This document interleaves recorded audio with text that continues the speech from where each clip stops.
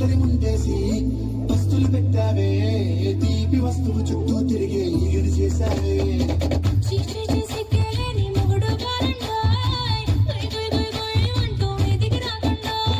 కంపెడి పిల్లలతో ఇంటిని నింపావే సాపాదిండు సంసారాన్ని మేడెక్కించావే